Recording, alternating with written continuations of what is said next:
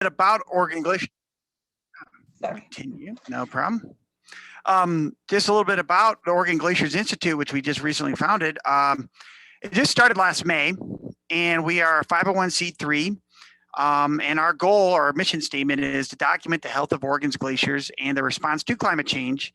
And with that information, determine their future viability. The number one way we see to preserve Oregon's glaciers and keep them around is to educate communities about their role they play, both in Oregon's environment and also our economy. And I think it's underappreciated. We at OGI think it's underappreciated how much the state of Oregon and our various notable sources of income and revenue depend upon these glaciers. And I'll touch a little bit upon that here in a brief moment.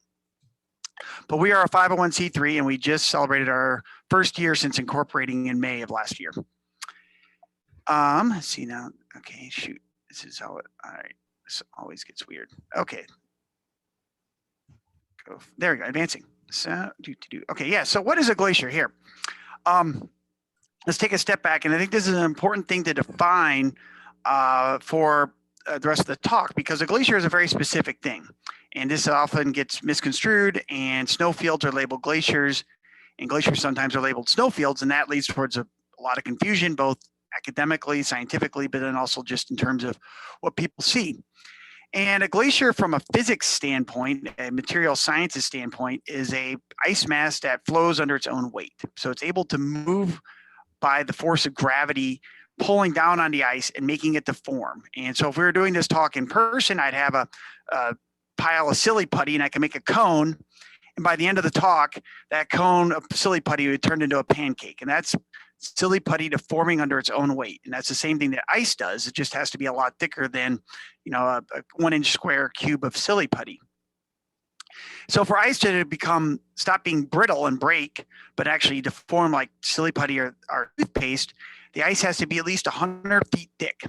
And that's in the direction of gravity, so 100 feet down towards whatever down is. Since we're on the mountainside, there's angles to things. And once it reaches 100 feet thick, there's enough pressure on the bottom layers of ice that they start to deform and flow like toothpaste coming out of your tooth tube. And so this cartoon over here is showing you this glacier here, cartoonized glacier with a cross section there, and it is flowing downhill under its own weight, because at this point here, ice is thick enough to be deforming like silly putty.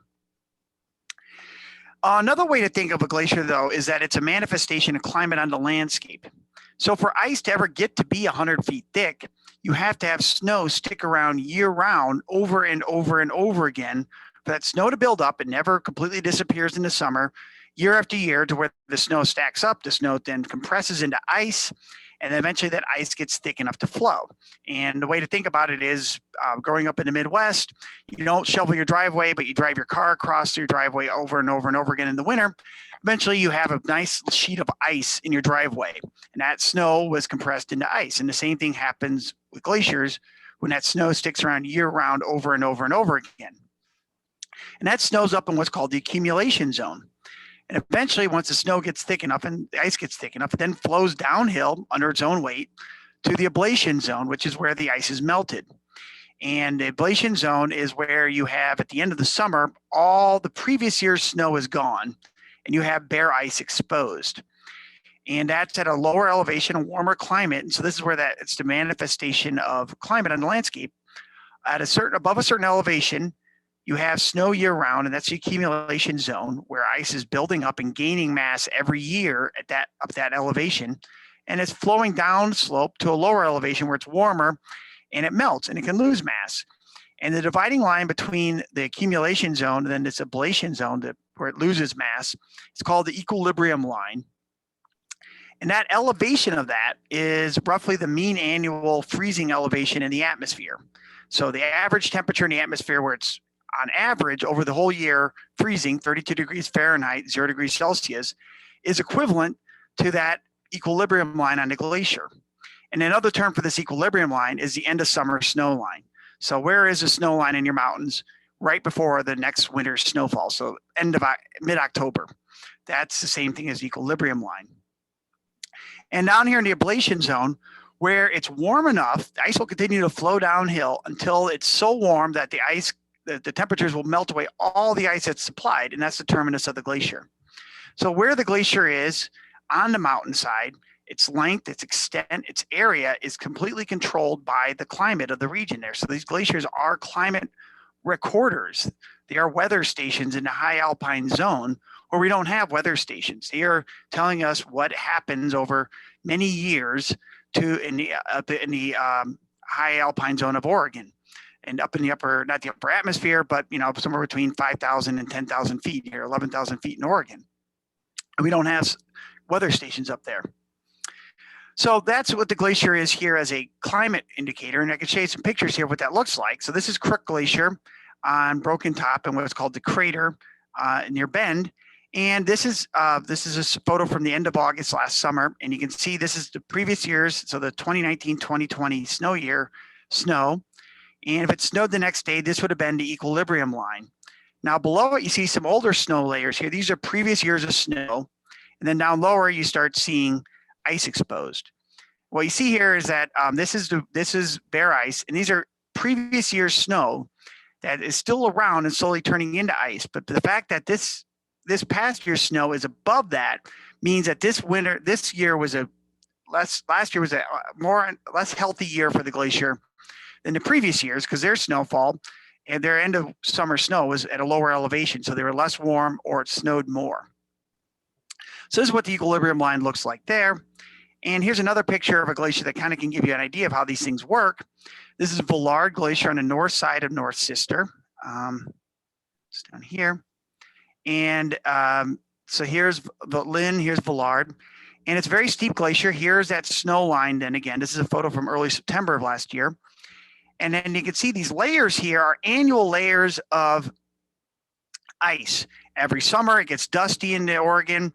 It ceases to rain, it ceases to snow. We have forest fires, and all that dust is flying around and ending up on the snow surface. And then when it snows the next winter, that dirt layer gets buried and turns into a dirt layer in the ice. And each of these layers then is an annual year. And you can see this ice accumulating up here and flowing down slope down here. We counted the layers here in Villard, and the oldest ice is probably over 50 years old. So this ice here dates to the early 70s when Nixon and people passed the Clean Air and Clean Water Act. And so kind of a cool little recorder here. The oldest ice here dates back to when we started to clean up our air and our atmosphere and our waters in the United States. Why is that not doing that? Okay. There you go. Okay.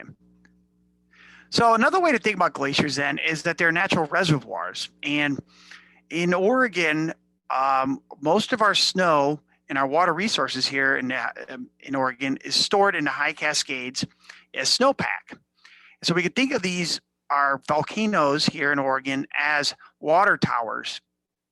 And then on top of that, the glaciers are this long-term storage unit at the high point of these water towers. And so those are the bulbs in your water tower. So again, growing up in the Midwest, most of the small little towns have their water tower to supply water to the little town. And on top of the water tower is a big bulb, usually painted with the local high school football team's mascot.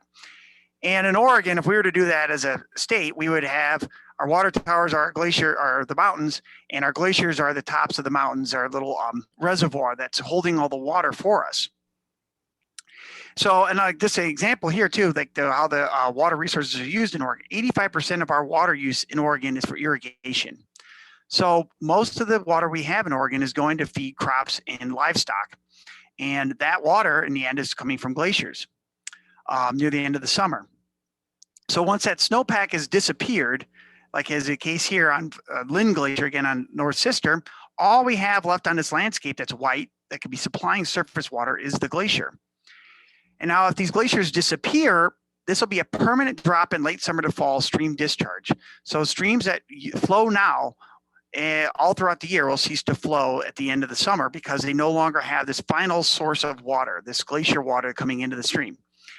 And now the offshoot of this is if we lose the glaciers, there'll be a permanent drop in stream discharge. And to make up for that, we're going to have to build new dams, to build new reservoirs to store water on the landscape that used to be stored as ice to meet the same irrigation and water use requirements. And this is a day and age where we're trying to take down dams, not put up new ones. So, and it's also expensive to build these things. So there's a real economic incentive to keep glaciers around in Oregon because the cost of their loss will be quite large. Another issue here is that the water supplied by these glaciers is freezing temperature. It's just frozen. It's water just turned into ice. It just turned into water. So it's 0 degrees centigrade, 30 degrees Fahrenheit. And if we lose this cold water source, the streams that it's feeding will be warmer. And this will get towards crossing fish habitat thresholds. So right now, how the water is used, to keep streams flowing versus irrigation, water usage is drinking water in Bend or Sister's water comes from groundwater. So Bend is those surface water sourced. That interplay has to also still maintain these streams below thresholds for salmon and trout habitat. And if we lose this cold water source, not only will there be less water into streams to no water, on top of that, the water we're losing is the coldest water we can add to the streams. And so the streams will be warmer and start having greater restrictions on their usage because we got to keep them below these fish habitat thresholds. So it's glacier retreat and loss will have a really major impact on our water usage and water availability in Central Oregon. Another issue will be if these streams are warmer, they'll be warmer for us. And so if you go look around the stream, it's cold by these streams because these streams are roughly around 3 to 4 degrees centigrade once you mix in groundwater with surface water and then warming just from the atmosphere. And if these streams are warmer, the forests will be warmer and that'll increase fire risk. And believe it or not, the worst fire seasons we had over here on record are in the Willamette Valley were last summer with Mackenzie and the Sandium rivers burning very badly. Those fires would have been actually worse if it wasn't for the glacier meltwater feeding those streams. So the Sandium is coming off of Mount Jefferson and its glaciers, and the Mackenzie, while fed by springs, those springs have a very short residence time. They basically are more subterranean river channels than they are true groundwater flow. And so the glaciers on the west side of the Three Sisters, their meltwater goes underground and comes right out into the streams in the springs and feeds the Mackenzie River. So the Mackenzie is also glacial fed, even though it has to go through a little tortuous subterranean network of caves before it comes out in the springs. So glacier loss will increase our fire risk and fire intensity. Another thing we got to worry about with glacier retreat and loss is growing hazards. And as glaciers retreat, these volcanoes themselves are made up of ash, rock, lava bombs. Another way to describe them is they're just mountains of kitty litter. They're stratovolcanoes made up of poorly consolidated volcanic ash falls, lavars, debris flows, and so they're not strong mountains, you would say, like granite up in the North Cascades or down in the Sierra Nevadas. And so as glaciers retreat, you're exposing all this poorly consolidated sediment to the atmosphere where it can rain and snow on it. And on top of that, you have the glaciers retreating, so they're melting more too. So there's a lot of water around with a lot of unconsolidated debris. So your debris flow frequency and intensity will go up with landslides. On top of that, you have these glaciers retreating are forming lakes in the foreground. So this here is Carver Lake, and this one has been a lake for a while, over a century. But that goes into Weich's Creek, which goes right into the town of Sisters. And right above it is Prouty Glacier. And so this lake here in the 80s was identified by the U.S. Geological Survey as a real geological hazard to this town of Sisters if it catastrophically drains. The flood from this lake drainage would be greater than the 500-year flood in Sisters, which nobody's ever seen in Sisters because it's the 500-year flood. And so basically wipe out the town of Sisters. And it's completely unmonitored at this point. They worried about it in the 80s, and then this has been forgotten about. And what's a real hazard here is you have Prouty Glacier right above it that I'll show you some photos of. It isn't looking very healthy. It's melting an awful lot. And that water is going into the lake, and that all it takes is a real hot summer. You could have this lake level rise, break through the dam, the moraine dam here, this glacial moraine, and that'll flood down into the town of Sisters. And so there's a growing issue of geohazards that come along with glacier retreat. So not only are we losing a water resource, in the process of losing it, we're actually increasing the risk of landslides, debris flows, and unforeseen floods coming along. So what's driving OGI then is we have an environmental side where we want to preserve glaciers as an important component of our environment here in Oregon, and they're beautiful, beautiful things that I love to go and ski and hike and climb on, and have fascinated me all my adult life. But they're also a component of our environment, our own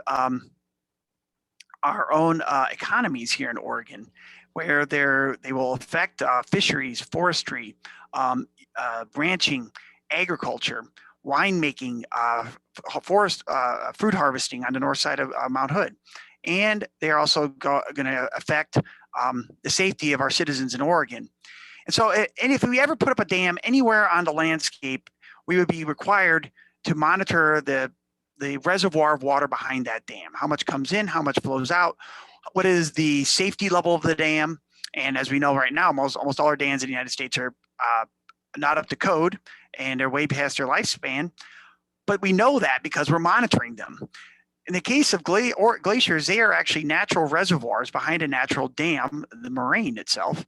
And we are not monitoring those here in Oregon. So if this was a man-made phenomenon, we would be required to be watching this and its change and what it's going to do to both the environment and the economies of our state. But this natural reservoir is unmonitored. And so that's what we're trying to do here at the Oregon Glaciers Institute, is start looking at this natural resource we have in Oregon and monitor our frozen water reservoirs. So that's what we set out with then. The first step on this mission is to figure out how many glaciers are in Oregon, and how many of these glaciers remain, and how many were here, a century ago. And one way to look at that is called, what is the state of Oregon's glaciers? This is my co-founder here, Aaron Hartz, who lives in Bend. And if you ever go out into the backcountry in the winter, he's the lead avalanche forecaster for the Central Oregon Avalanche Center. And this is the former Carver Glacier. We held a funeral for this glacier last October. This is the hiking trail, the Climbers Trail of South Sisters over here, just on the left side of this photo. And this glacier is gone now. I'll show you a better picture showing that in a second. But this is the main question we're going to look at here today. What is the state of Oregon's glaciers? And a similar talk could have been given 83 years ago. This is not a new idea of what we're doing. The Mazama Climbing Club, here's the Mazama Research Committee, as part of the Mazama Mountaineering Club up in Portland, used to be very active in scientific research. And this had continued actually up into the 80s. But in the 1930s, as Kenneth Phillips, who was a Mazama mountaineer, was also a geological engineer for the U.S. Geological Survey. So he had some scientific training. He was really interested in glaciers, and he started doing exactly what we did last summer, going around and looking at the glaciers in Oregon in the 1930s. And he wrote this paper in 1938, Our Vanishing Glaciers. And so a little history of the glaciers here in Oregon. Just the study of glaciers itself is one of the newest fields of research in the earth sciences. The idea of the hypothesis of an ice age, or changes in ice masses just being different than what you see of them now, was first put forward in 1837 by Louis Agassiz. And he published in 1840 the Studies on Glaciers. It's a French title. I translated it here very easily, Studies on Glaciers. But he published this in 1940. And it was for the next 30 years, it was assumed that the lower 48 of the United States were ice-free. There were glaciers, if there was any, we just bought Alaska, but all the glaciers we had in the United States were in Alaska. In 1870, however, the first glacier was discovered in the lower 48, and it was on Mount Shasta. And then 2 days later, a glacier was discovered on Mount Hood. So 1870 is when you could say the study of glaciers in the lower 48 of the United States began. And by 1885, another U.S. Geological Survey member, this geologist Joseph Diller, described the Three Sisters region as probably affording the most interesting field of glacial studies in the United States, with the exception of Alaska. So in the late 1800s, the Three Sisters region around Bend was considered the best place for looking at ice in the lower 48. But what happened after this, by 1938, Ken Phillips publishes Our Vanishing Glaciers. What was happening was we were coming out of the little ice age in the late 1800s, early 1900s, and people were observing glaciers retreating back from their moraines. And for instance, the Carver Lake began to form at this time. It's been around for almost a century, but that lake formed as ice retreated back from its little ice age extent. And in 1939, Ken Phillips published another article called Farewell to Shoals Glacier. And this was going back and looking at the first outing of the Mazamas was to Mount McLaughlin in 1895 or 96. And he discovered a glacier on Mount McLaughlin in Southern Oregon and named it Shoals Glacier. And Ken Phillips went back in 1939 to see if that glacier was still there, and it wasn't. And so Shoals Glacier had disappeared from Mount McLaughlin in the previous 40 years. And so he wrote this paper about glaciers disappearing, kind of a follow-up on this other one. And he wrote these really prescient words at the end of this. Why are our glaciers receding? Who knows? Perhaps mountaineers at the fairly near future may look upon the empty cirques of Mount Hood as a normal condition. So the ideas of glaciers retreating and disappearing is not new, and we were worrying about it in 1939. And then 2 years later, we entered World War II, and we haven't done anything since then. What happened after World War II? The U.S. Geological Survey began to make its great topographic map series and defined the first set to come out for Oregon, had 36 official named glaciers on this map series. 35 are in the Oregon Cascades. One was in the Wallowas. And the maps of the Cascades have never been updated. The Wallowa maps were updated in the 1980s, but the ice extents you see on maps in the Oregon Cascades, whether it be the U.S. Forest Service, U.S. Geological Survey, or some kind of product produced by one of these more friendly, easy to use mapping products. Those are the extent of ice as defined in the 1950s. So it's been 70 years since anybody looked at the glaciers in Oregon and determined how many we have and what they're doing. And a lot has happened since the 1950s. That's the best way to put it.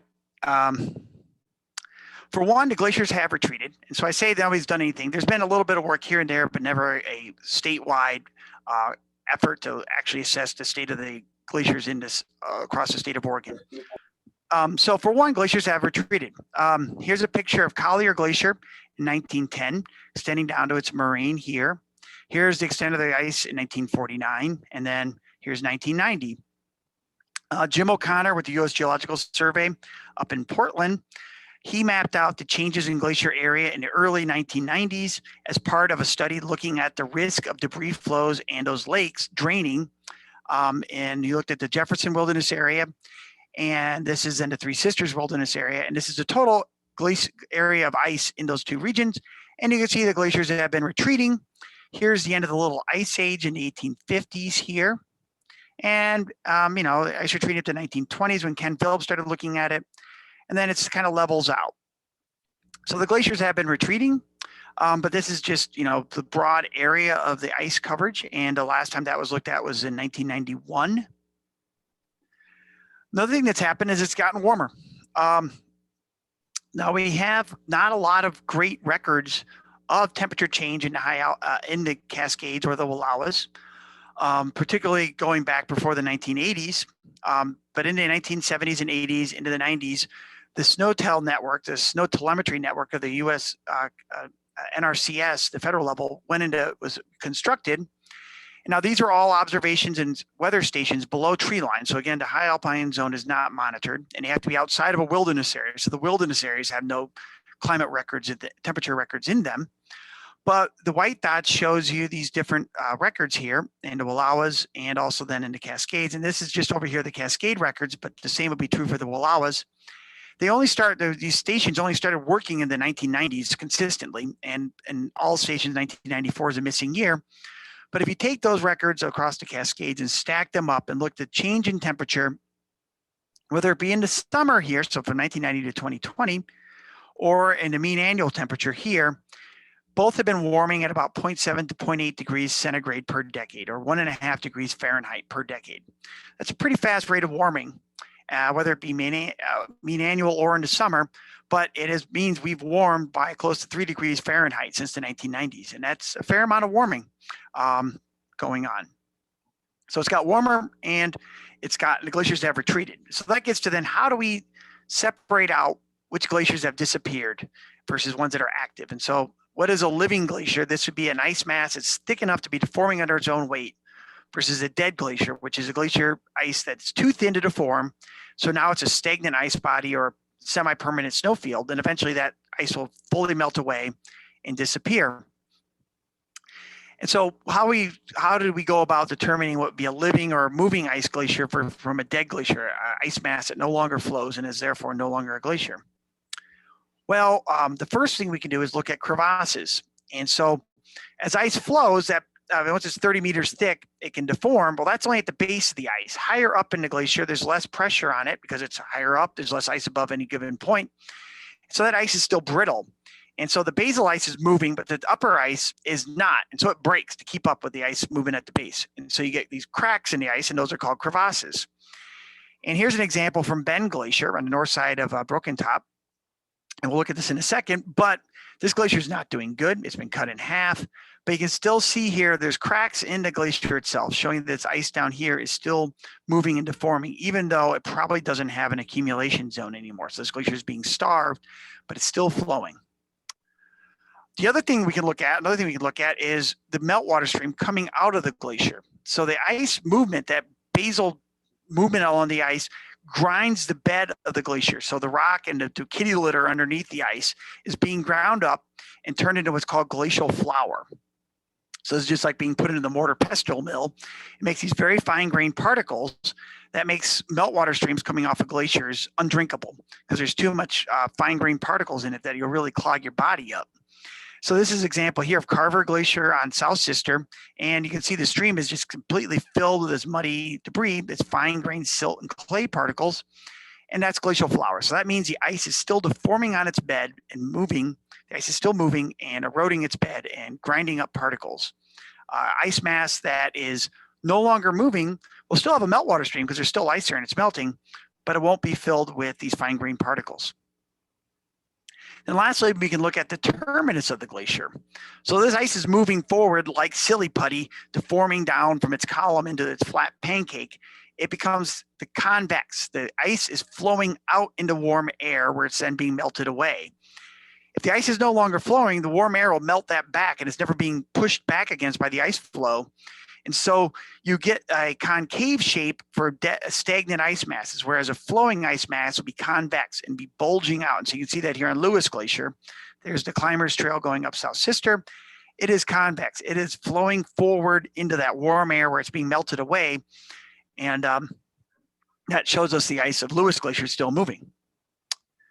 So those are the ways we went around then and checked every glacier in Oregon to see if it still was an actively moving ice mass or not. And so was it a real active glacier or was it a stagnant ice mass that is no longer a glacier and is just an ice body being melted away in the landscape? And kind of a gruesome way to think about this is deer is moving and on the landscape, it is living, it's breathing, taking in food, so it's gaining mass like glaciers gain snow.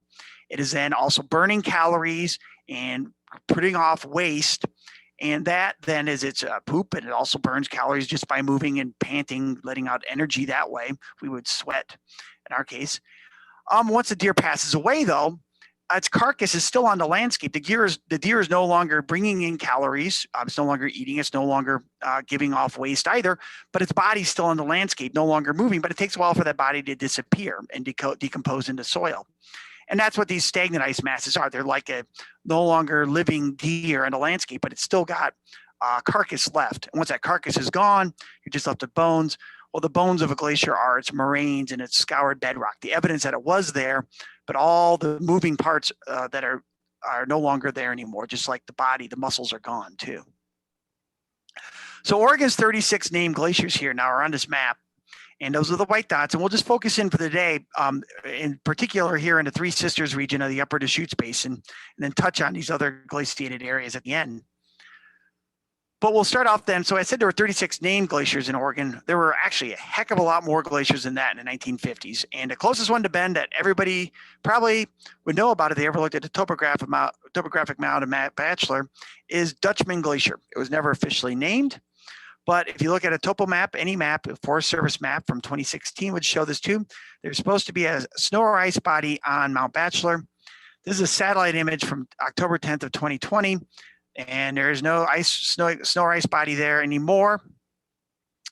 We can go to photographs though, and this is a air photograph from the 1960s showing this glacier on Mount Bachelor here, Dutchman Glacier. And I'll talk about this at the end. We have photographs from the 1980s that show this. There was still glacial ice with crevasses in it in the early 80s up on Mount Bachelor. So if you went up to ski, this is a picture I took from late April this year. And it was practically a glacier there then, but upper the cirque on Mount Bachelor was so icy.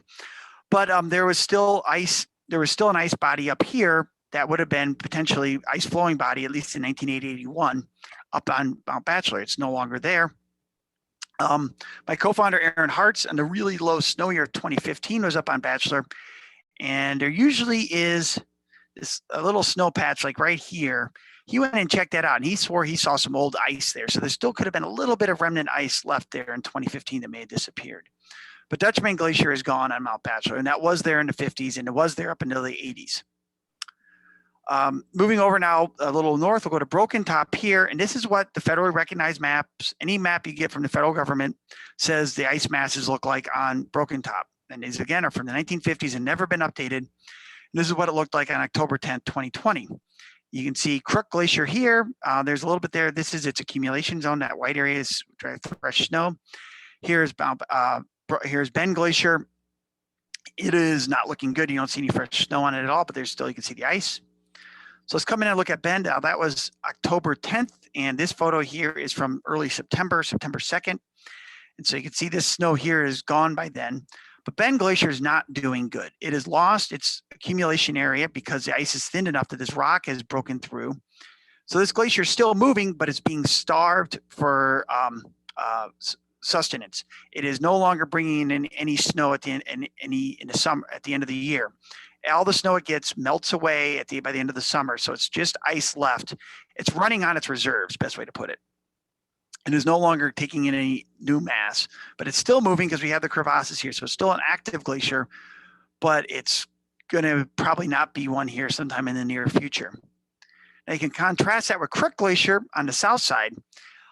Crook Glacier is still an active glacier, and it has its convex terminus here, and it has an accumulation zone. We see some snow up there, and I can still see some snow on October 10th. So it gained mass, a little bit of mass, in addition to losing mass throughout the year, throughout the summer last year. So Crook is still there, and it's active. And notably, this is the drinking water source of Bend. Crook Glacier comes down here, and there's what's called Crater Ditch, which was built in the 1910s into the 20s, that takes water from Crook Glacier over this little drainage divide and pipes it into Tumalo Creek, which is where Bend gets its drinking water from. So if you're drinking water from your tap in Bend, some of that water came from Crook Glacier here. Just on the east side now, we have probably one of the most visited glaciers that didn't get a name here in the Bend Upper Deschutes region. By No Name Lake, again, an unofficial name right here, there was what's been unofficially called East Bend Glacier, and that is now basically a little bit of a stagnant ice mass left here. So you can see a smearing of ice on the rock here, but it doesn't have any cracks. Those are actually the terminus edges of these things. And so the East Bend Glacier is gone. And there was another unnamed glacier here, unofficially called West Bend Glacier, on the west side of the north side of Broken Top here.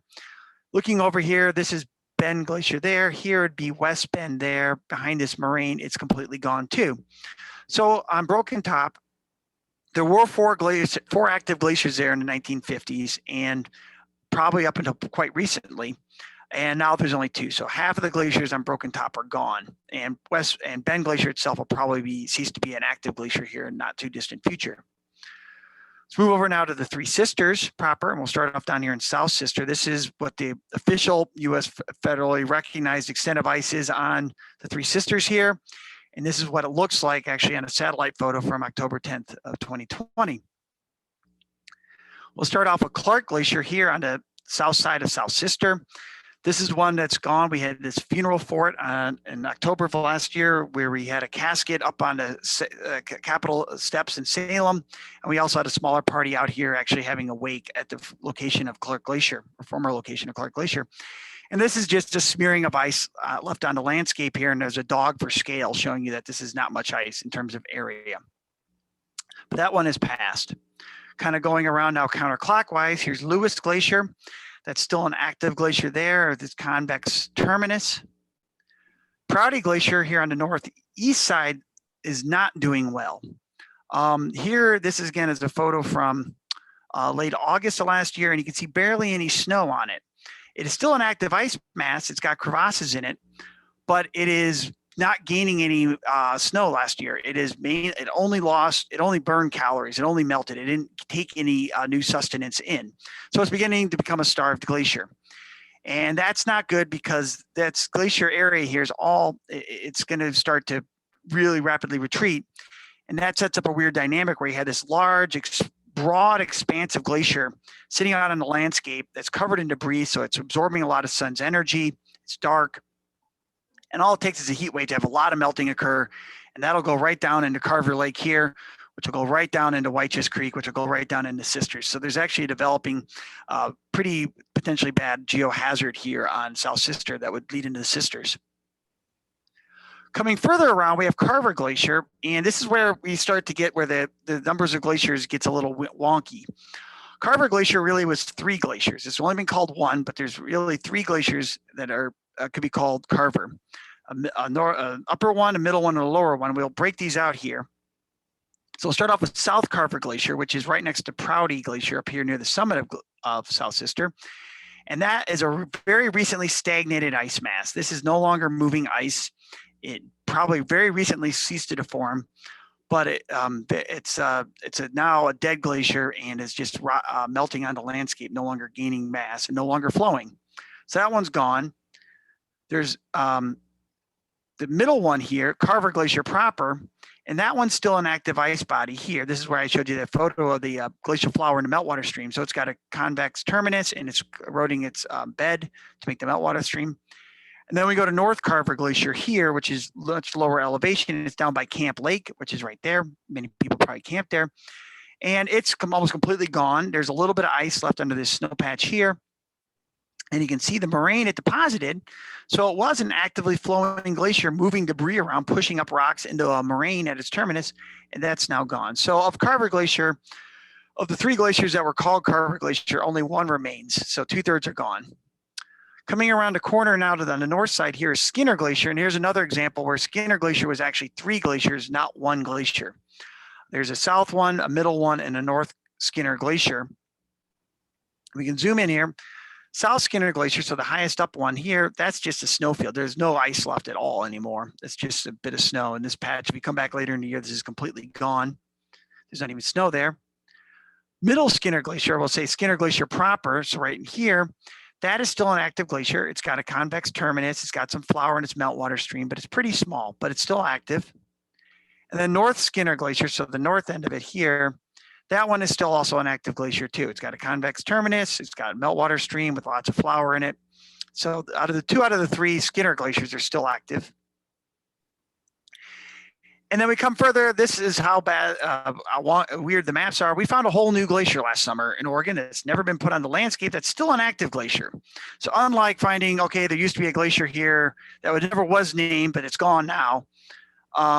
This is a glacier that's still there. It's quite, relatively big for Oregon standards, and it's still actively moving. So we haven't named it yet, but this is on the north side of South Sister. Just coming off the top here, there's this big bowl, which is called the Glacial Cirque, that's been carved out by a glacier.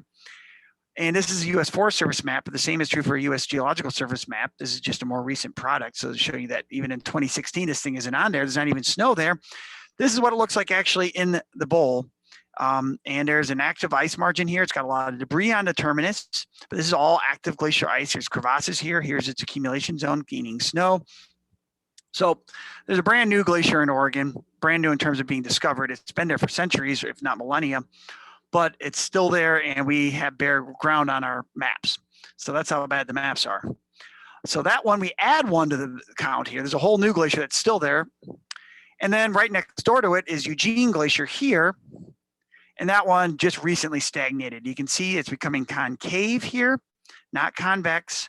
The meltwater stream coming off of it is clear. It's no longer eroding its bed to produce a glacial flower, and it's breaking apart. So Eugene Glacier just recently stagnated and is no longer an active glacier anymore.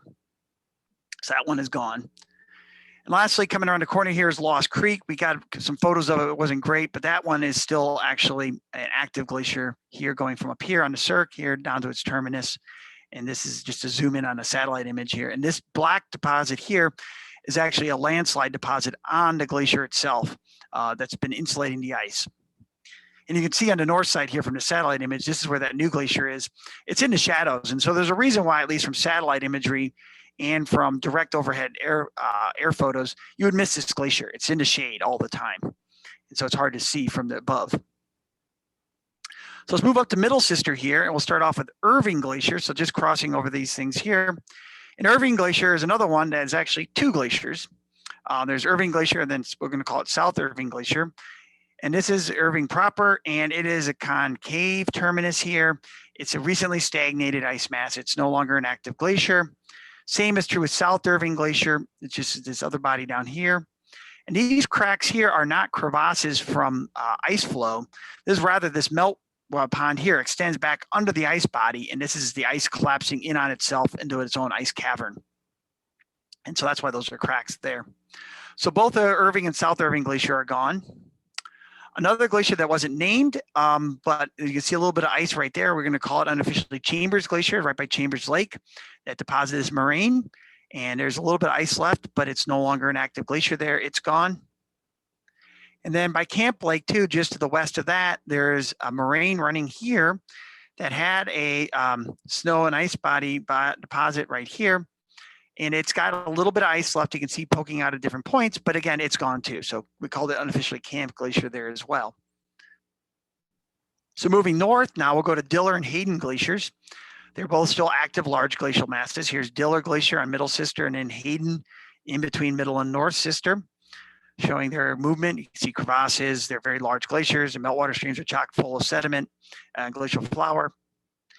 Further north here is Thayer Glacier. That is completely gone. It's still on the maps. There's this photo here is from mid-August.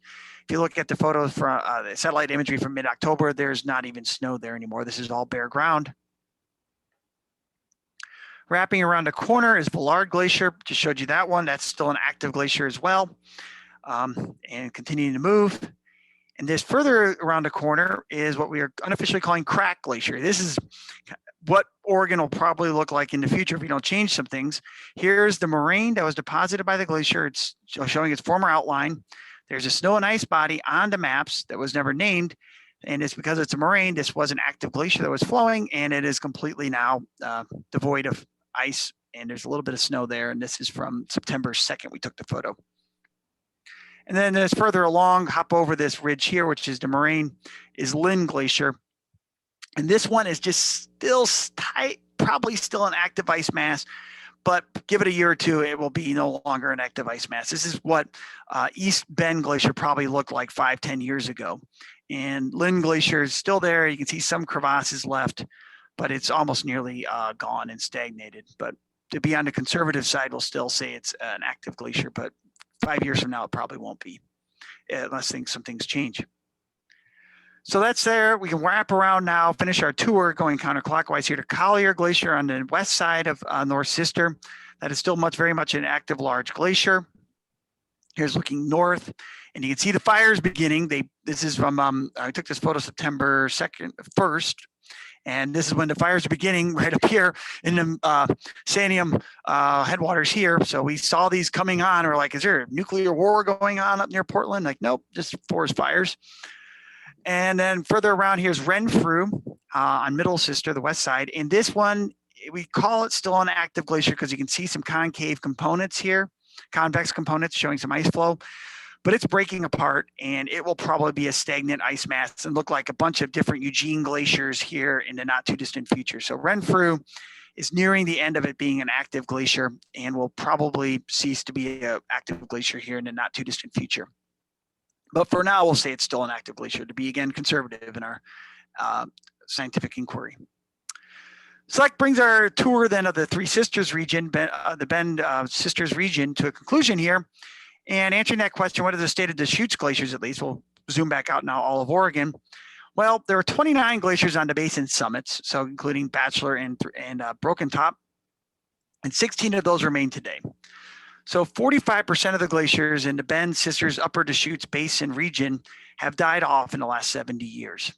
And so that's a little less than half of the glaciers are now stagnant or completely gone that were there back in the 1950s, with the last time glaciers were assessed in Oregon in a systematic fashion.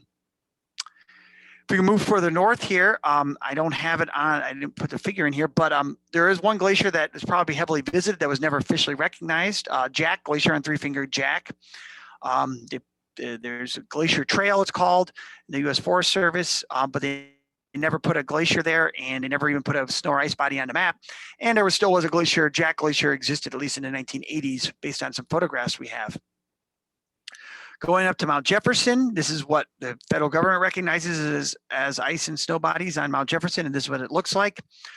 The only glaciers that have fully disappeared from there are only occasionally named. So this map does not name Milk Creek Glacier, but other maps do, and that one is gone on the west side of Jefferson. And then another one that was unofficially named, but never officially named, is called Timberline Glacier. That's right down near Timberline. That is gone too. The other glaciers are still here. Here's Russell Glacier, Jefferson Park Glacier. Whitewater Glacier is kind of breaking up now, probably into 3 different glaciers, maybe. We have yet to get out onto Whitewater itself because that's on Warm Springs tribal land. And then Waldo Glacier as well is still an active glacial mass here, but it's probably, there's only a little bit of accumulation there. It's probably not doing too well. So of the 4 named glaciers on Mount Jefferson, all 4 still remain, and the 2 that had disappeared were sometimes named or not named. So of the 6 glaciers, 4 remain. So you got a 1/3 extinction rate on Mount Jefferson. And then coming up to Mount Hood, here there's been an awful lot of permanent snow and ice body loss. Comparing this map here, what is federally recognized versus what Mount Hood actually looks like these days. It's still a lot of white on the north and east side, but on the west and the south side, it's beginning to not look so good. Glaciers that are gone are Palmer Glacier, which really was a glacier, and people a lot of times try to call it a snowfield. But in 1981, the USGS went out and measured ice thicknesses with ground penetrating radar on many of Oregon's summits after Mount St. Helens erupted, because they wanted to know how much ice is trapped up on these volcanoes, that if they erupted, what's the potential for that ice to melt and make glacial debris flows called lahars, volcanic debris flows that are fed by water. And if there's a lot of glaciers on a volcano and it erupts, you can have some bad lahars. So they did that, and Palmer ice field or glacier or snowfield, whatever you want to call it, had 150, almost 200 feet of ice in 1981. And so that was an official glacier in 1981. Here's White River Glacier is still there. Newton Clark should probably be just called Newton Glacier now. It has retreated out of the Clark drainage basin here, but it's still very large, broad glacier here in the Newton Creek Glacier drainage basin. Elliott Glacier is still there, so is Langell, so is Coe. Ladd Glacier on the northwest side here, Ladd Glacier as mapped, like this body here, is gone. Now, what they didn't do is there's this debris band they have here, or this dirt layer here, or whatever rock they call it, is actually a debris band and not rock. And this portion of Ladd Glacier is still there, but it was never called Ladd Glacier. So geographically speaking, Ladd is gone. Geologically speaking, Ladd is still there, but we call it South Ladd Glacier here because that was never officially recognized as part of Ladd Glacier. Gleason Glacier here on the northwest side is gone, and that occurred in the last 15 years. Then Sandy and Reed Glaciers, while they have both retreated a lot, are still there. And then Zigzag is probably not going to be a glacier in the near future, but there still is some crevasses and active ice flow on Zigzag here, but it's barely any ice left. And lastly, Coleman Glacier up here on the summit is still an active glacier there too. So Mount Hood has seen some glacier loss, but not nearly what the Three Sisters region has. So we can go zoom out now, and let's go to kind of make our wall of glacier names here. So this is talking about Mount Hood, Mount Jefferson, North Sister, Middle Sister, South Sister, Broken Top. These ones we looked at, and then on top of that, there's Mount Thielsen in Southern Oregon that had a glacier called Lathrop Glacier. That one is gone. And then lastly, there is in the Wallowas, there was Benson Glacier. That one is gone. So we start drawing lines through the glaciers that are gone. Eugene, Clark are gone on South Sister, Irving on Middle, Thayer on North Sister, Milk Creek on Mount Jefferson, Ladd and Gleason on Mount Hood.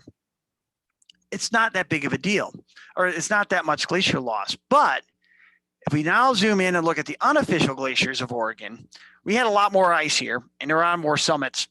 and this list is even bigger than I have here, and I'll show you why at the end. The Wallowas had heck a lot more glaciers. They had at least 10 glaciers, and they're all gone now. Mount Bachelor had Dutchman Glacier, that's gone. Broken Top had twice as many glaciers as was officially recognized, half of which are gone. There's a new glacier added on South Sister, while other ones have disappeared. So there's a lot more ice that was in Oregon than we ever officially recognized, and there's been a lot more ice lost than would be from the official record. So going back to the original question here, we had 63 glaciers on Oregon summits, and 29 of those remain today. So 54% of Oregon's glaciers have disappeared in the last 70 years. And looking at photographs we have records of, access to, most of that disappearance has happened in the last 30 to 40 years. In the 1980s, most of these glaciers that have disappeared, there's evidence that there still was an active glacier there, and at least in the early 80s. And so this major die-off and disappearance has occurred really in the last 30 to 40 years, or my lifespan.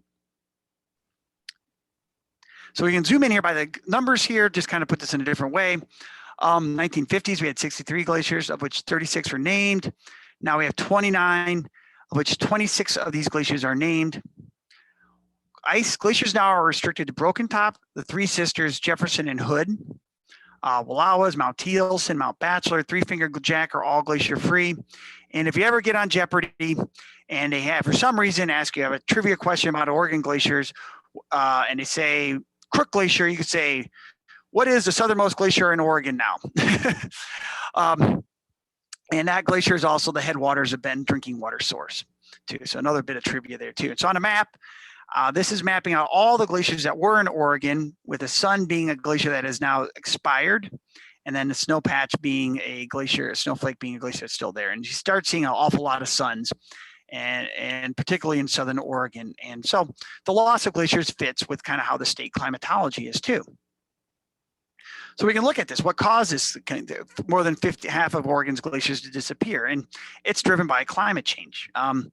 Since the 1990s, the weather records here in the Cascades, these different snow-tell sites, suggest that since 1990, they're using this just trend line through these records of up and down wiggles of some warmer years, some colder years, but on average, the temperature just keeps ramping up.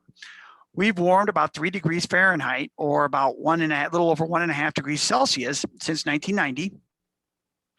And if you translate that into that warming of the mean annual temperature, would raise that end of summer snow line, which is equal in elevation in the atmosphere to the the freezing elevation. That's equilibrium line of these glaciers. That would have raised equilibrium line by at least 1,000 feet, or maybe up to 1,230 feet here, or a little over 300 meters. So the snow line on Oregon's mountains has crept upwards 3 football fields in elevation, 100 meters, a little over 3 American football fields, or a little over 3 Canadian football fields, or European soccer or American soccer fields. Now, if we look at the glaciers that have died off, so that equilibrium line is usually about, when that rises above a glacier, the glacier no longer gains any snow at the end of the summer. All the snow is melted off the glacier by the end of the summer, and it no longer is gaining mass at all. It only is burning calories. It's starving, and eventually it runs out of calories, and it ceases to flow, or it ceases to live. It ceases to move. And so the only way that happens is when the snow line, the end of summer snow line, the equilibrium line, gets above the head of the glacier. So we can map out how high does it take for that equilibrium line to rise, for that glacier to become doomed to death. You know, it no longer will be fed, and eventually it will pass away, like the Richard III trapped his nephews in the tower and probably ceased to feed them and became king that way, if you want to get back to the Wars of the Roses. So the same is happening with these glaciers. So we can look at the red dots are showing you how high we'd have to raise that end of summer snow line to kill off the given glacier here. And the red ones are the glaciers that disappeared, going from latitude from south to north. And the circles are ones in the Cascades, and the diamonds are the ones in the Wallowas. And the blue ones are showing you how high we'd have to raise that equilibrium line for the glaciers that are still remaining. And you can see the red and blue only overlap a little bit. Most of the ones that disappeared or died off require an equilibrium line rise of 200 meters, which is equivalent to about a warming of about 1 degree centigrade, or 1 degree centigrade here. And the blue glaciers that still remain require more warming. And at 1 degree centigrade is more than easily explained by the temperature warming we've seen over the last 30 years. So the glaciers are recording the climate we are seeing happening at our weather stations. The two go hand in hand. They are, as the climate gets warmer, the glaciers reflect the climate, and they've retreated and disappeared. And so the two are very much, they are intimately linked, and they agree with each other. So science works. And it's only going to get worse in the future here now. And wrap up here. And I'd say when I talk to climate policymakers or audiences like this one here, I think we really need to start talking in Oregon that glacier loss is the #1 indicator we have of climate change's impact on our state. You go to California, you point at forest fires. You go to the East Coast, you go to Florida, you can point at sea level rise. You see these pictures of Miami being completely submerged under a high tide. New York worries about big storms. The storm surges now overtopping their levees and drowning the sewers because the sea level slowly crept up enough to where that'll occur. Well, in Oregon, we're not California yet. We're not burning like they are. We may in the future, but not yet. And our coast is rising because of tectonics, which is why we have mountains and glaciers.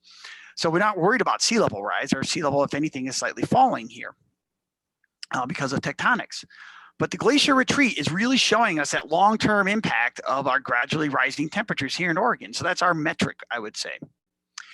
And what's that metric going to look like as we go into the future? So if 1 degree C of warming, a little over 1 degree centigrade of warming, so 1.5 degrees Fahrenheit of warming over the last 30 years could kill off half of Oregon's glaciers, what's the future going to hold? So this gets into carbon emission scenarios for the future. And there's different, what they're called representative carbon pathways. And so if you're going to project the future, we have to know how we're going to get our energy. And that gets into these carbon pathways. Are we going to get it from nuclear? Are we going to get it from solar? Are we going to get it from coal or oil? And they come up, economists come up with the different ways that they're going to source our energy to drive our economies with accounting for human population growth. And that then derives a number of how much carbon we're going to burn and put into the atmosphere. And those then give us these different pathways here. And this one RCP 4.5, that means a global average carbon output we're going to have by the end of the century is going to be equivalent to 4.5 watts, with a light bulb being 70 watts per meter squared. Well, we're adding 4.5 watts to every 1 square meter of the Earth with this carbon pathway. And then blue line, it says blue line says RCP 4.5. Another way to look at it, this carbon pathway will result in a global temperature average warming of 2 degrees centigrade. So this is something we're trying to avoid. We want to hit below 1.5 degrees centigrade is what you hear in the news all the time now. So this one's a little above that level, what we're shooting for. And the Biden climate plan would be less than this, but we got to get that and do that. And then the one that's bad, it used to be called the business as usual scenario. This is RCP 8.5, so 8.5 watts per meter squared added to your light bulb over every little, every shower stall. If you took the whole Earth and turned it into shower stalls, add 8.5 watts more to each light bulb in the shower stall is what you're doing. That's this red line. And that would be equivalent to global warming of 4.5 degrees centigrade. Well, what's that do to actually temperatures in Oregon's a heck of a lot more because we have more feedbacks make our warming greater here than the global average. So if we follow RCP 4.5, by 2050, we're going to warm by 4.5 degrees Fahrenheit, greater than 4 degrees Fahrenheit, so greater than 2 degrees Celsius. And we're kind of already halfway there. We are sitting right here, and these numbers are relative to the last century average. So we're already halfway to this level by 2050. If we follow, continue on that pathway by 2100, we're going to warm by more than 6 degrees Fahrenheit. And so what are glaciers going to look like that? And now if we don't do anything about our carbon usage and continue on our merry way, it's going to be worse. We're going to warm by 5 degrees Fahrenheit by 2050 or more than that. And by 2100, greater than 11 degrees Fahrenheit. So that is to be really, really warm here in Oregon. And so a real question we'd like to know with the Oregon Glaciers Institute, and what we're going to address is, what is the state of the Oregon's glaciers going to be into the future at 2050 or 2100, depending upon how we use our carbon. And we can model out this future with the proper information we get. So this is what we're doing now, and this is what our institute's focused on.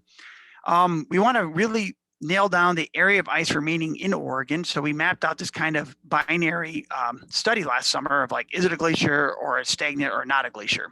So ones and zeros. We'd like to go and actually see how much ice is lost, what's the area of loss, and so really map out the extent of ice remaining. We then also at the same time like to look at how Oregon glaciers have changed since the 1850s. And so in 1850, ice was still out at these moraines here. So here's Crook Glacier, ice was filling all of this. Here's the moraines on Middle Sister and the North Sister. Hayden Glacier was extending all the way down like this. Diller Glacier was down here. And so how did the glaciers change basically since the dawn of the industrial era? And so we can look at this, how the glaciers have changed since the 1850s as we warmed out a little ice age. And we can look at the glacier change versus the climate forcing. And we can develop nice relationships between X amount of warming gives you Y amount of glacier retreat. On top of that, we want to monitor then the actual health of the remaining glaciers. And this means going out and monitoring the inflows, the seasonal input of snow to the glacier and how much remains at the end of the summer, and then how much ice is melted in the summer. So we can really, so instead of just kind of guessing at the calories, how much food the glacier gets and how much it's burning, we're going to go out and slap a actual pedometer and monitor the heart rate of the glacier and its food that gets in and count its calories coming out to really see how each year and how each year's weather patterns are impacting the glaciers and affecting its change into the future. And so from these kind of data, we'll be able then to build better models that can project out what the future of Oregon's glaciers are, depending upon how we use carbon for those different scenarios going into the future. And then we can determine if Oregon will become ice-free or not, or will glaciers remain even under the worst case scenario on Mount Hood or not. And that will allow people then to better plan for the future and also maybe give a reason to stop using carbon sources of energy. And at this final note here, what you can do, I will sound like NPR right now, and we are a 501c3. And if you feel like you want to support our work, we can be donated to, and you can write off your donations to us as a tax deduction. We are only able to do this kind of work like we did last summer by donations from concerned citizens like yourself. Another thing would be is please contact your local policymakers about this. And so we feel that there's a real pass the buck kind of thing when it comes to glaciers because they're frozen water. So are they water? Are they geology? Are they rock? They reside in wilderness areas on national forest land, but the streams are flowed into rivers that are used by Oregon citizens and cities. And so who's really responsible for monitoring the changes and conserving this water resource? And it's very easy to pass the buck on these things and say, well, somebody else is supposed to be doing that. And we are trying to set up this glacier monitoring program here in Oregon. And so it'd be great if you talk to your Bend City Councilors, sister city councilors, state representatives, our congressional delegation about the importance of studying and preserving our natural resources here in Oregon. And then lastly, is go out and take photographs of glaciers and look through your own old photographs. How we know what the ice did since the 1950s, or since the 1950s in this case, nobody's going to be pulling out of their slide collection photos from the 1830s or 1890s for us. But your pre-2010, before everybody else had a cell phone and a good camera on it, those photographs are priceless to us. And I'll just give an example here of, this is a photo of Diamond. So Diamond Peak had 5 glaciers on it as of the 1920s. It has no glaciers today. And in 1938, Ken Phillip went out to Diamond Peak and took this photo of what he called Diamond Glacier. And you can see it flowing here. This is a photo off the summit of Diamond Peak looking down. And we assume that by 1950, there's no ice on the map. There's no permanent snow or ice bodies listed on Diamond Peak. And some guy, this person saw our talk, and he sent me this photo here from 1971 of his kids and him out hiking on Diamond Peak. And there's a glacier still, Diamond Glacier is still in existence in 1971 on Diamond Peak. This blew my mind. This is the coolest photo I ever got sent to me.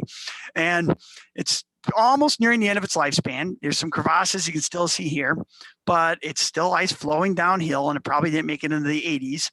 But there still was an active glacier on Diamond Peak, which I never would have thought would have occurred. It blew my mind that I thought the moraines on Diamond Peak that are there were from the last ice age, and not even from the Little Ice Age, which blew my mind when I saw this photo from 1938 by Ken Phillips.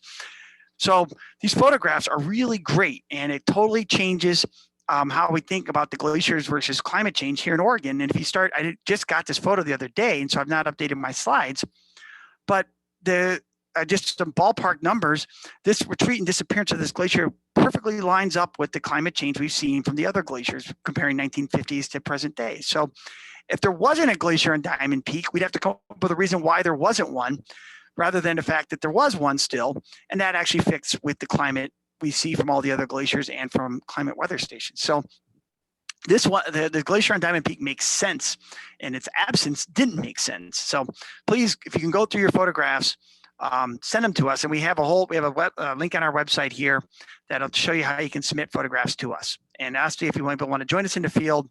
We'd love to get any kind of field support too, and come out and go hiking and studying glaciers with us. So thank you for your time, and I know I went a little long there, but I'm talking into a computer face here, so I'm happy to take any questions you may have. Thanks a lot.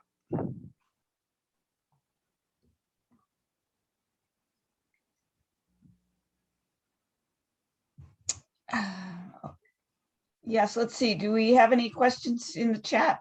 No, we don't. I mean, I had no idea how much data you could derive from studying glaciers. I mean, how you've related them to the climate and the temperature rises and things like that. It's kind of blowing my mind. It's really cool. It is cool. Yeah. And it just shows everything's connected too. Oh, yeah. Everything works together, flows together. And certainly the sisters and Carver Lake situation is very concerning. I'm kind of tempted to send this to the sisters mayor or something to alert them. I imagine have you talked to them? I have. So we submitted a grant application last month, a month and a half ago now, to the Oregon Watershed Enhancement Board to support glacier monitoring, doing this kind of calorie counting of glaciers. And we had a letter of support from the City of Sisters. And so they are aware of the monitoring of the glaciers. They very much care about White's Creek because they just got it flowing again year round, and it could not happen again in the near future if you lose a lot of the glaciers up in its headwaters. I did not talk to them yet really much about the hazards though, because I wanted to get their support before really scaring them. Okay. There's two ways of going about getting people's support. True. If you want to, can you look in the chat? There are a couple of. Sure. Yeah. I'll look at. Yeah. Okay. So you can pull this up here. My desktop is in the shop. There we go. Okay. Otherwise, I can read them to you. Vallard didn't look 100 feet thick. That's a good question. Yeah, so that is right. So this is where I said in the direction of gravity. So Vallard Glacier like this, if you took it out and put it on a table, it was definitely not 100 feet thick. But he took Vallard and tilted it. The line down is 100 feet thick. So it's in the 100 feet thick in the direction that gravity pulls, rather than 100 feet thick as in 90 degrees to the surface of the ice. So that's a good question there, yes. And it's yeah. What is the future for the Bend's drinking water supply? That's a good question there. So I have talked a lot with the city of Bend, and they also wrote a letter of support for our monitoring proposal. We were working with trying to get them to actually fund monitoring on Crook Glacier because it's really integral to their water source, their water system there. And they backed away from that. And this is one of the, it's Crook Glacier is a very unique little glacier that is, but it's not, what you find from Crook Glacier is not necessarily representative of the glaciers of the whole region. And Bend is set up to switch over to groundwater if there is a shortness of surface water supply. So long term, they'll just switch to groundwater. And now how renewable is groundwater in the Bend region? It's more renewable than, say, the groundwater that's feeding the Mackenzie River. If like you get rid of the glaciers and retreat the snowpack onto Mackenzie, it'll be quite bad. Whereas the groundwater, because the groundwater there sits in the ground for like between 3 and 10 years, it's really short. Whereas the groundwater in the Bend side, the volcanic rocks are much older, and so they're less porous, so the water just moves more slowly through all that landscape, and it's got a residence time of a couple hundred years. So while you can pull the water out there, it'll quickly deplete it. I mean, you talk about places like in Phoenix where the water table's just dropping like mad. That's in condensed sandstone. Without the water there, they're pulling us thousands of years old, and so there's got a really long time. So there's a lot of water there. It's hard to get out, but it'll take a long time to refill. So Bend for the next century has a backup water supply if the glaciers and the snowpack fail it. How quickly it would have to transition to that, we don't know. That's one of the reasons we like to monitor Crook Glacier, because what probably will happen before Tumalo Creek ceases to flow is Bend will be legally forced to stop withdrawing water out of the creek so the creek can still stay cold enough for salmon and trout. And every year, they've been monitoring now Tumalo Creek since 2017 to make sure its temperatures are not crossing that critical threshold. And every year it creeps up. Every year the record has been getting warmer and warmer. And for brown trout, it's 12 degrees centigrade. And there's no evidence brown trout exist on Tumalo Creek, but federally they're mandated to maintain it below that level because they could exist, even though there's never been a brown trout caught there, I guess, in the recent history, or maybe ever. But the salmon threshold is 18 degrees centigrade, and that one has been getting closer to it, the lower stations. And if Crook Glacier disappears, that's a really cold water source, and that'll be a permanent loss of that cold water source, and that means the whole stream will jump up. And that might mean some years you start crossing that threshold and you're going to have to transition over to your groundwater supply rather than using the surface water supply. So it's not good. Bend has made a good effort, though, to have backup contingency plans. And so the problem will be is right now places like Bend and Tucson and Reno are desert communities that are sustainable, environmentally sustainable communities because they're next to high mountains with lots of snow that feeds the streams throughout the year. Whereas you could look at Tucson, like at Phoenix or Las Vegas, those are unsustainable desert communities that have to heavily utilize their groundwater, which is not a renewable resource, or you have to truck in your water. And that's what Bend will start to become like. It'll be starting to utilize a non-renewable resource, which is groundwater, versus a renewable resource, which is snow. Or glaciers, which store the snow for decades and then release it. So that's the problem. It'll become not it can't say it's living in harmony with its environment at that point. It is using up something that it will take a long time to renew. Groundwater, just like, before we worried about global warming, we worried about depleting our natural resource of coal or oil, and you heard about peak coal or peak oil. Groundwater is the same thing. It's, it'll come back eventually, but you can use it all up and it'll take forever to come back. Okay, so any idea how much total ice mass has been lost since the 1800s as an indicator of our future water availability? That's a good question. I don't have an answer to that. We'd like to figure that out. If I go back here to that slide from the 1990s, let me go back to share my screen here. Oh, wait, I'll do that one here.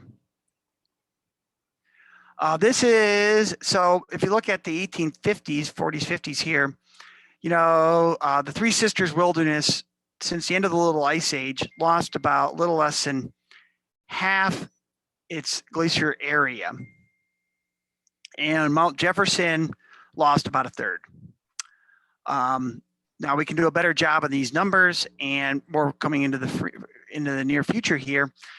What's probably happening in this is that there's different stable states in these on these volcanoes, where you have this stratovolcano like this, and I'll stop sharing here, and the glaciers, the volcano comes out like that, and so by the end of the Little Ice Age, there was practically an ice cap sitting in the Three Sisters region. It wasn't individual glaciers; it was big amount of ice.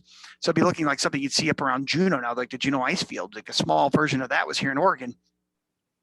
And so when you warm up a little bit, the vertical, it warms like this, and you have this flat line ice cap. You warm up a little bit, you expose all this area now is no longer in the accumulation zone, it's now in the ablation zones. It can melt back. So the ice retreats rapidly back because this is all no longer, it's melting every summer. It's no longer under snow at the end of the summer. And that melts back quickly. Now you're in the steep section. And that's where we've been since the 1930s, 40s, or 50s. And so here, when you warm up a little bit, you only expose a little bit of this high angle ice to warmer it goes. You only get a little bit exposed. So the glacier doesn't respond as dramatically to a given amount of warming as it would have at the end of the 1850s, at the end of the Little Ice Age.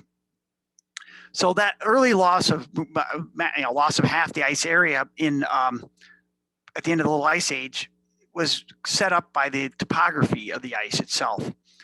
That said, our crude estimate on how much ice has been lost since the 1950s is roughly equivalent. We've lost about 50% of Oregon's glaciated area since the 1950s. So what we'd like to do is figure out what was the temperature change that drove that loss of ice from the 1850s to the 1950s, and then look at the 1950s to today. And that's the near future work. So then we can better answer your question. So it's a great question. And yeah, I had a better answer for you. Then I am writing a grant to do precisely that.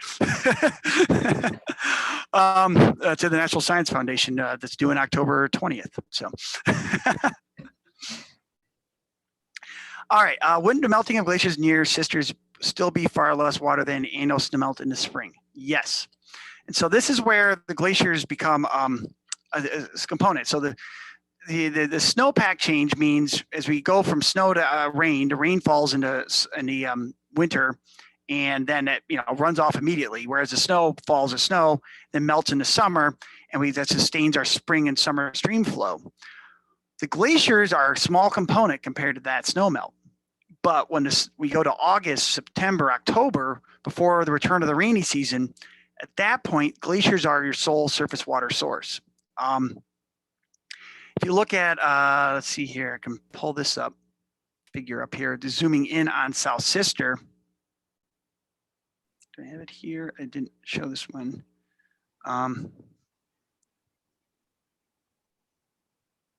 Share again. Here, this picture here of South Sister. If you look at this, this is October 10th, 2020. It snowed on October 11th or 12th. And so that was the beginning of the winter season.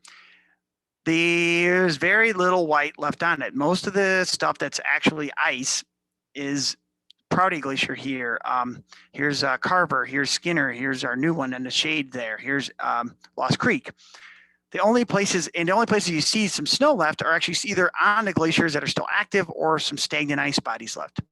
So if you're going to have that stream flowing, Whitefish Creek at this point, all of the flow within Whitefish Creek that's coming from surface sources, not from groundwater, is coming from the glaciers. And so glaciers are a small component of the stream flow in the winter, in the spring, and much of the summer, but they become the dominant source of flow in the late summer and the fall. And so that's when they become important. But yeah, good question. So it's a correct answer. Your question and answer are correct, and it's just only September, October time has become really important. Can human hiking on glaciers contribute to damage them? Should we be cautious hiking around them rather than hiking over them? It's actually the opposite. The glaciers, disturbing the surface of a glacier actually brightens its surface over the summer. That dust layer, when you have less than 10 centimeters of dust, so less than 10 centimeters is that, you have less than that, the debris acts as an accelerator of melt. It's dark, it sucks in energy, and so ice is very reflective and reflects stuff back. If you're out skiing in the springtime, you got to put sunscreen underneath your chin because you get sunburn down here. If you're not in direct sunlight, you're in a reflected sunlight from the snow and the ice. When you cover that with the debris layer in the summertime from dust blowing around from our forest fires, that little layer of debris absorbs all the sun's energy and melts the ice much faster, because it's like blacktop. Like, you're running out of your pool from the pool to back to your mom's car as a kid, and you're burning your feet on the blacktop. That's what's happening on the glacier with that stuff there. It's absorbing the solar energy. What they've done in Europe, where their glaciers are skied on year round, and Timberline Lodge has done this. Even though Palmer Glacier is gone, you still have that snowfield there. Well, that snowfield would be gone. There would be no summer operations at Timberline Lodge. And I don't know what the odds would be, but because it's been maintained by them, but there would be no snow in the summers at Palmer if it wasn't for Timberline going around and plowing that snow up. So what it does is that by running the snow, the snow groomer over that snow surface or the ice surface, you churn it up and you mix away that dirt layer and you expose fresh crystals that are reflected back onto the surface. And so the glacier absorbs less of the sun's energy. So oddly enough, if you want to preserve the ice, the best way for us to do that is to probably put some ski areas on them. Because so you got to think about it. We have already the thing that's getting rid of the glaciers is our atmosphere from carbon. And that's just an existential threat.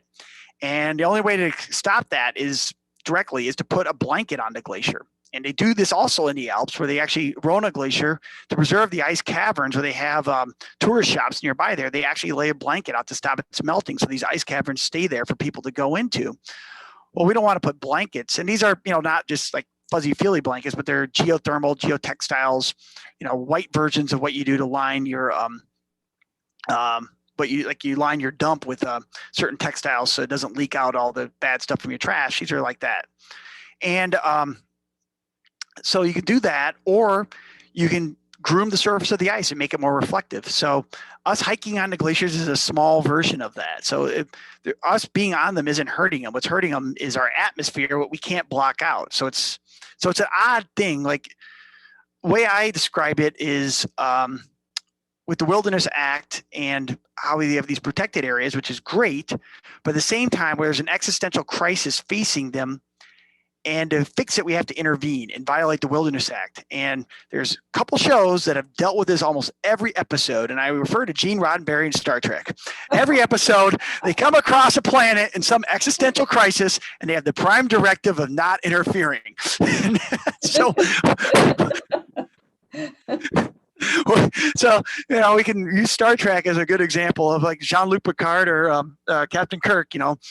They usually interfere. And there's ways to preserve. The best way is to remove the threat. We got to get carbon out of the atmosphere and reduce it down, because the glaciers we have are just not.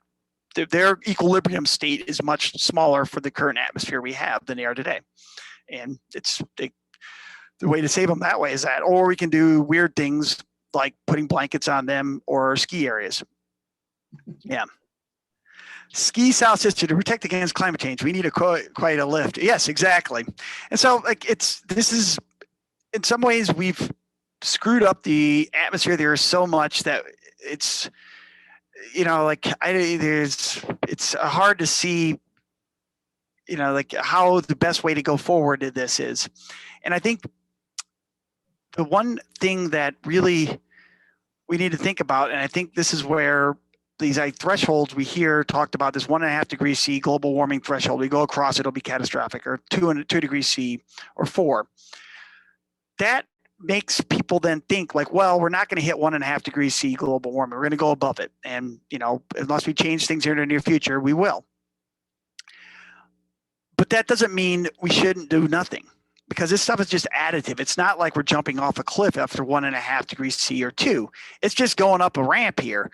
And 1.6 degrees C global warming is still better than 2, and 1.4 is still better than 1.5, or 1.3 is still better than 1.5. It's not like we just got to stay below 1.5. No, it's a line. We're just moving along it. Within that, things start getting worse and worse and worse, and there can be things like nonlinear. So you cross a threshold, and then all of a sudden it changes. And the big one on that is Antarctic ice sheet, but that one's still a century out. But that can be set in motion. But on a local scale, that's a global thing. And on a local scale, though, by not buying a pickup truck and buying the new Ford F-150 Lightning and making sure you're charging it up with nuclear energy or solar energy and not carbon based energy, you're doing something. Every bit counts. It's additive. And just because China or India, while their people want to get a standard of life like we have here in the United States, and are doing it by burning coal and oil, and they're well aware of the causes, but they also have people they need to feed and energize, and it's hypocritical of us to tell them that you can't live like we do while we live like we do. Just because they don't get off of coal doesn't mean we shouldn't. And by just Oregon passing the cap and trade bill, we're doing our part. And that little bit is still additive. It's not much, but it's something. And every little thing, it's all adding up. And it'll be in the end, probably just small little things. And by putting these thresholds out there, it makes people say, well, we're not going to hit it, and just go buy yourself a Hummer. Well, the new Hummers are going to be electric, actually, so that's pretty cool. Go buy an old Hummer. They're very cheap now on the lots, and drive it to your heart's content. So that's not how it works. So every little bit counts. And yeah. Right. Well, I think this has just been really, really fascinating. And I really appreciate your spending so much time. And I'm seeing messages of thanks in the chat as well. Thank you. Good luck on your grant proposals. We really hope they come through for you. Again, so thank you very much. Thank you. And thank you again for the letter of support for that watershed enhancement board thing too. So hopefully it puts us over the top. There is a threshold. It's a yes or no. All right. Well, we'll say good night. And thank you very much. Again. Thank you. Have a good one. All right. Bye-bye. Bye-bye.